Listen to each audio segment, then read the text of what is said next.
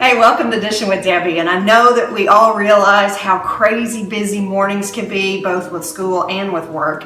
We don't always have time to get a good breakfast, and maybe we don't want to drive through a fast food place all the time.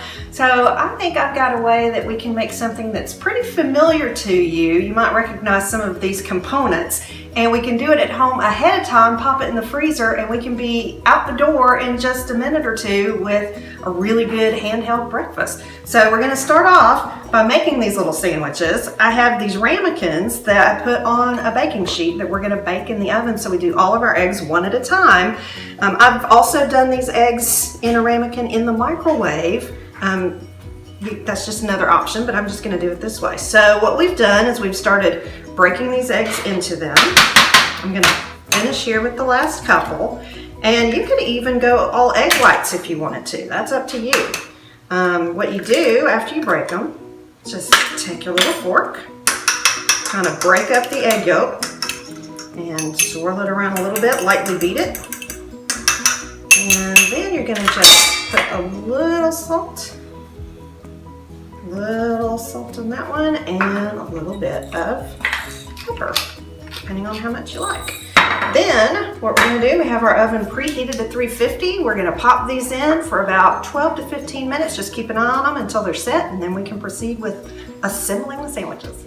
Okay, we have taken our eggs out of the oven. They've been in there for about 15 minutes at 350, and we've let them cool slightly so we can pick them up and handle them. Did need to mention that I forgot earlier, before you put your eggs in, make sure you spray the ramekins really well so the eggs will come out very easily. That goes for if you're putting them in the microwave too. And if you're microwaving them, I'd say it's usually about 60 seconds for that. Cover it with a paper towel because it will pop. And but anyway, that's what that goes. And if you don't have ramekins, feel free to use a jumbo muffin tin. That works just as well in the oven. So now we're going to start assembling. And what I do is to make sure that they've come loose from the side, take a little knife, and I have toasted these English muffins already. You don't have to, but since they're going in the freezer and then the microwave, this will make sure that they have a little more texture to them than if you just put them in there otherwise. So we're just going to plop this out. Look how easily that comes out, and it's the perfect size. So fun. So you can customize these any way you want. I've already got my different meats pre-done, some sausage patties, some bacon. This is Canadian bacon. You can use deli ham if you'd rather.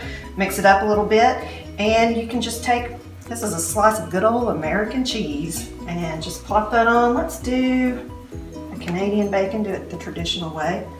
Plop the top on. And then what you're going to do, if you're freezing them for later, I have saran wrap here that I am just wrapping them up in. And then we're going to put them in a zip bag because we're going to do enough for a week. So those will get in there just like that, and you can write the instructions about how to defrost them and cook them later. I'll have that on the website.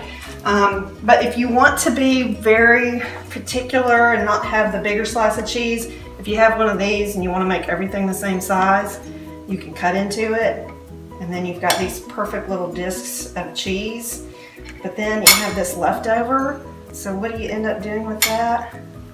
You eat it, and so that's what gets me in trouble. All my diets fail because of the BLTs. Do you know about the BLTs? That's the bites, licks, and tastes. That's what my mom said that they used to tell her when she was on a diet. You gotta not just count your calories, but you gotta count your BLTs. And she said, I don't eat a bunch of bacon, lettuce, and tomatoes. And they're like, no, the bites, licks, and taste. Every time you grab one of your kids' chicken nuggets, you grab a hunk of cheese, calories. So anyway, we're gonna move right along. And you do whatever works for you. You do you. So let's assemble another one just so you see how it goes. Let's do it with the little round. Look how cute that is. Then I think we'll do it with a sausage patty. Then we'll plop the top on. And there you go.